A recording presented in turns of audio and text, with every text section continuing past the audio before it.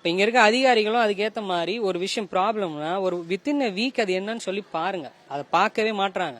அதை பார்த்துருந்தா இன்னைக்கு ஒரு 7 வயசு குழந்தை 8 வயசு குழந்தை இறந்துருக்க மாட்டாங்க. இன்னொரு குழந்தை சாகிற நிலைமையில இருக்குது.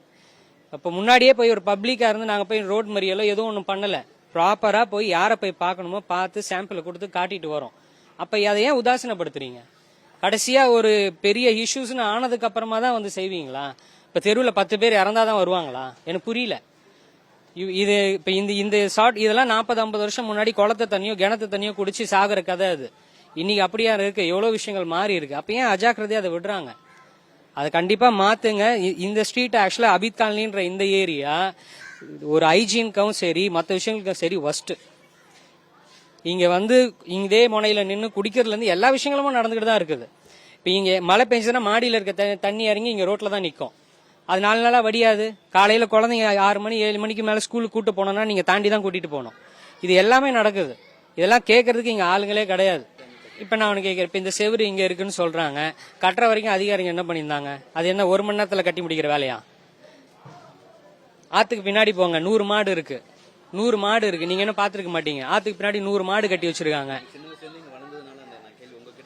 அது இப்பதான் சார் கட்டினாங்க. ஆக்சுவலா நான் இல்லைன்னு சொல்லல. இன்னொன்னு, ஆத்துக்கு பின்னாடி இதுல இருந்து பசங்க போவாங்க வருவாங்க, ஏரியா கிளீனா இருக்காது, குடிப்பாங்க, எல்லாமே நடக்கும். பின்னாடி எல்லாம் இருக்கு. அதனால அவங்க சேஃப்டிக்காக கட்டியிருக்காங்க. அது ஒன்றும் தப்பு கிடையாது. அவங்க என்ன மறைச்சு வச்சு வீடா கட்டியிருக்காங்க? யாரும் இந்த பக்கம் போக கூடாதுன்னு சேஃப்டிக்காக தான் கட்டியிருக்காங்க. அது கட்டினதும் 4 நாள் 1 வாரம் கட்டினாங்க. அப்ப அதிகாரிகள் பார்க்கலாம்ல. இப்ப பின்னாடி அவ்வளவு சுத்தமா இல்லாம இருக்கு, ஆறு இருக்கு, மாடு இருக்கு, அந்த இடத்துலயும் பசங்க இருக்கதான் செய்வாங்க. இதெல்லாம் ஹைஜீனா இல்லாம தான் இருக்குது இந்த ஏரியா.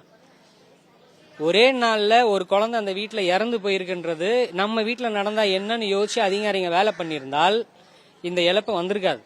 ஆக்சுவலி இது தண்ணி வந்து டவுன் ஏரியா தான். இது சைதாப்பட்டு அபித் காலனி. இது ஆக்சுவலி இது வந்து ஒரு ரொம்ப நாளா இந்த பிரச்சனை இருந்திருக்குது. தண்ணியில மெட்ரோ வருது தான், ஆனா ட்ரைனேஜ் கலந்து சொல்றாங்க. அது உண்மையா போயான்னு தெரியல. ஏன்னா வந்து நீங்க கமிஷனர் எல்லாம் வந்து பாத்துட்டு போயிருக்காங்க. அதுக்கு முன்னாடி இந்த 2 மந்த்துக்கு முன்னாடி இந்த செவரு கட்டினாங்க. அதுக்கு முன்னாடி தண்ணி வந்தா கூட உள்ள போயிடும். அது இந்த செவரு கட்டல ரொம்ப பிரச்சனை ஆயிடுச்சு. இருக்கிற எல்லா அங்க மொத்தம் 7 தெரு இருக்கு. 7 தெரு தண்ணி இங்க தான் வருது. வந்து இங்க மொத்தமா சேர்ந்துருது. சேர்ந்து எவ்வளவு சேரா இருக்கு பாருங்க. அதனால ட்ரைனேஜ் தண்ணி உள்ள போச்சானு தெரியல. அது மட்டும் செக் பண்ணி அதான் 3 நோண்டி வச்சிருக்காங்க.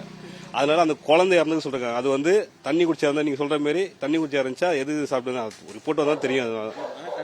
இல்ல அது வந்து என்ன சொல்றதுன்னா, அவங்க வந்து தெரியும் எல்லாரும் பண்றதா வந்து பண்ணுவாங்க.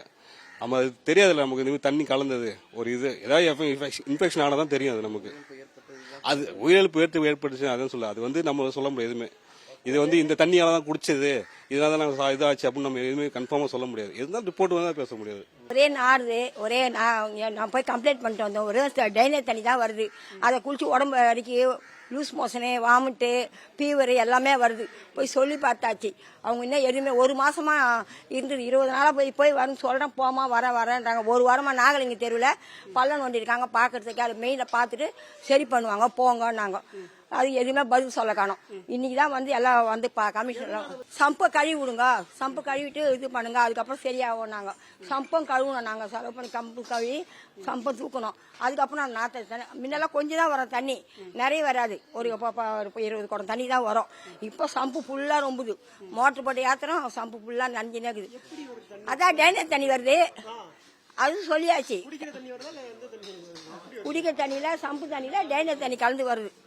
அது போய் சொன்னோம். நாங்க அவ்வளவு தண்ணி விடுறதையா, நாங்க கம்மியா தானே விடுறோம். கம்மியா விட்டா அப்படியே நிறைய சம்புல நிறையுது. ஓவரா தண்ணி மேல ஒரே நார், கை கவுனாலும் ஒரே நாத்து அடிக்குது. எப்படி குடிக்கும்? அரிக்குது, உடம்பு அரிக்குது.